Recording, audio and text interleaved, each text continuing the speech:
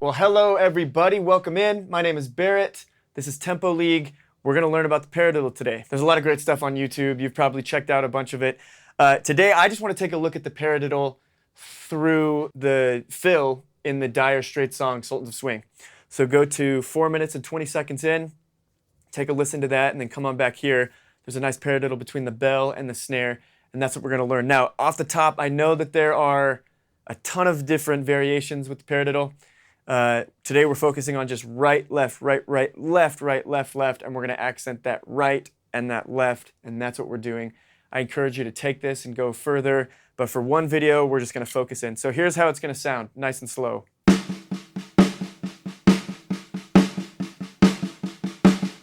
Okay, and we could speed that up. When you really get cooking, you can do lots of fun stuff with the paradiddle around the kit. But again, what we're looking at today is that thing in Sultans of Swing that's like... So to start off, I can't stress this enough, I did a whole bunch of free hand technique videos. To learn the paradiddle correctly, you've got to know the free stroke, and there will be links to these videos. Free stroke, got to have that down.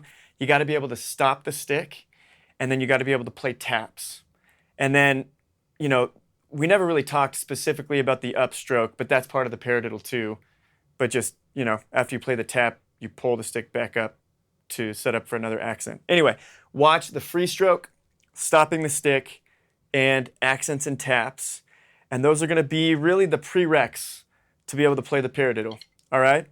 Because we're going to start nice and slow. We need to play that first accent, and that's a free stroke.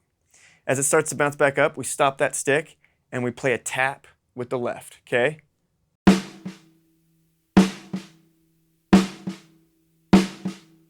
Okay?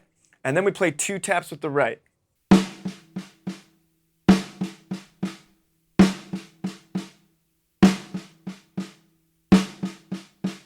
Okay, nice and slow.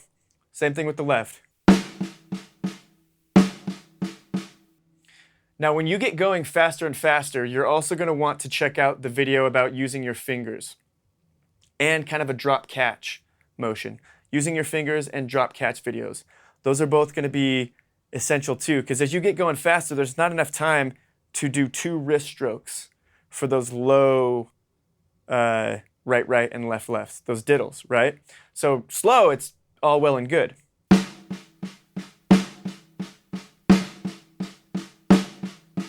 That's fine. But when you start speeding up,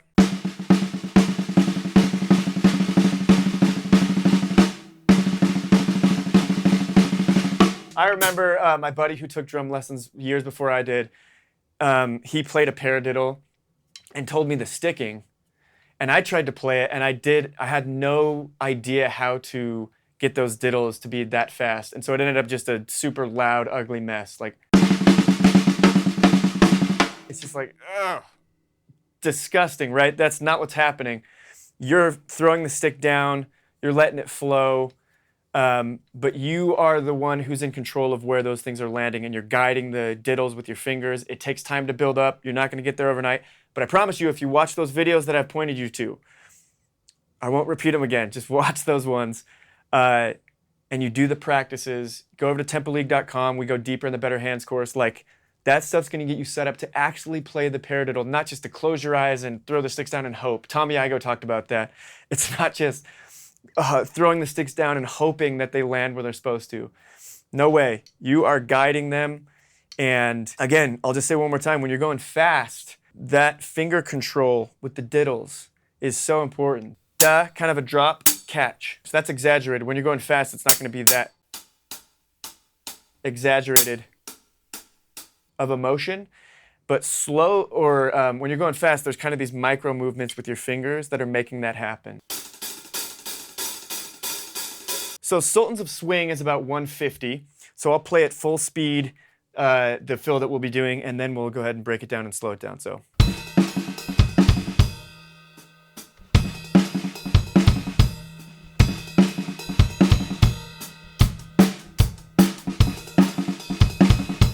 Right?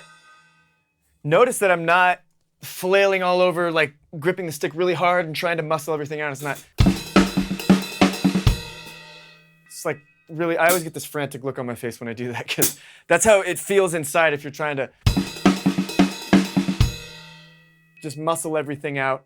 Nice and smooth, just like letting everything flow. That's actually even faster than we need it, right? But let's break it down and go way slower. So we're gonna go down to like 100 BPM, okay?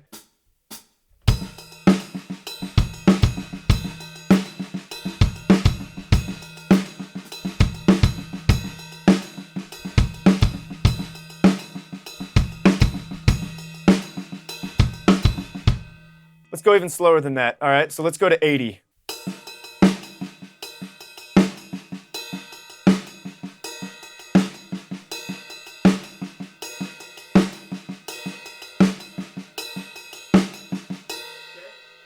That's 80 BPM with just the hands. If you're not able to make that sound groovy and make it flow, like do not go on. The free stroke video is super, super foundational to this. That's gonna help you flow. I talk about that in the free stroke video. If you can get your hands out of the way and just let the stick flow, right? And move around. That's how you get that kind of greasy, vibey,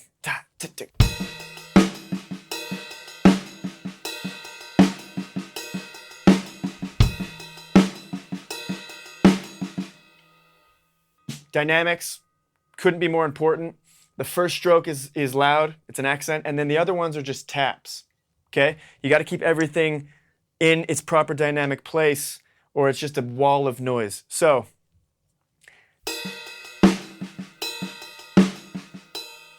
it's not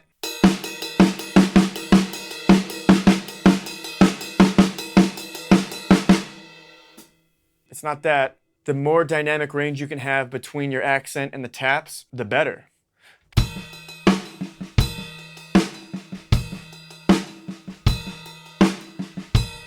Okay, now what's the kick doing? We won't focus a ton on the kick. You can do different stuff.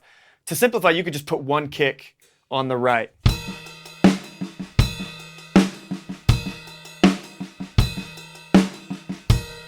What I'm gonna do though is I'm going to put a kick on the and of 3 and the E of 4. So you'll hear it on the on 1, and of 3, and the E of 4.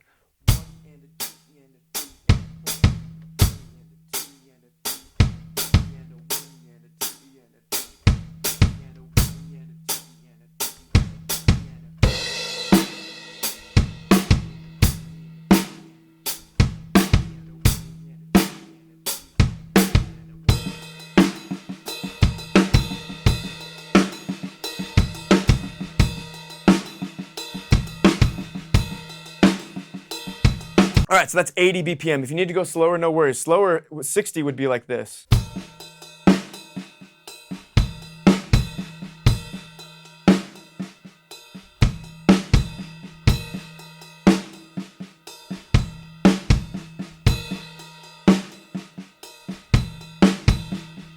Now that's 60. Let's go ahead and move it on up. We'll just go to 100 here.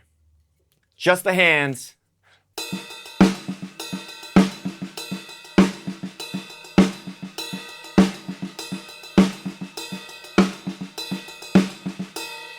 Maybe you can see that diddle.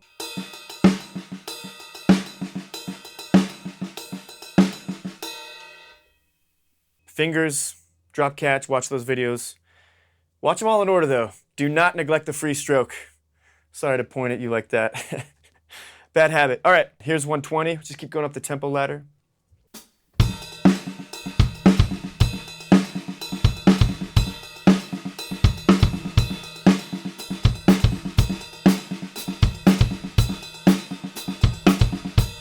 You don't have to add in time on your left foot. Sometimes I just naturally do it. Don't worry about that. That can come later. But you can if you want. I'm just playing on the quarter notes. Now let's just jump up to 150, full speed. Here we go. 1, 2, 3, 4.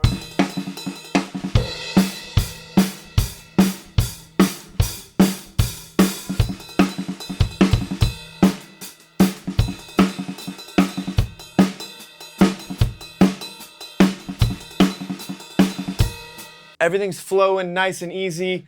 Seriously, if you want to play it like that, I know how it is to not have the skills built up, not have the chops built up in your hands.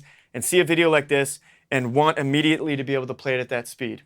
But you can't do that. You got to go back, watch the videos, put in the reps, put in the work, get your drum pad, work on those exercises while you're watching TV, on your kit, whatever. Work through all of that stuff, and then come apply that rudiment in this context of Sultans of Swing. You know, put on the track, play along, and try to get the same groove that he gets, okay? Because it's not just a robotic right, left, right, left, right, left, left. He is definitely putting his own flavor on that, right? He's letting it breathe. But you got to get that pattern down first, and then there will be layers, like I said, of progression. Don't expect yourself to be perfect right at once. But that is the paradiddle. Now, of course, like I said at the beginning, there's way more you can do with the paradiddle. It's not just right, left, right, left, right, left, left, right? You can go like right, left, left, right, left, right, left.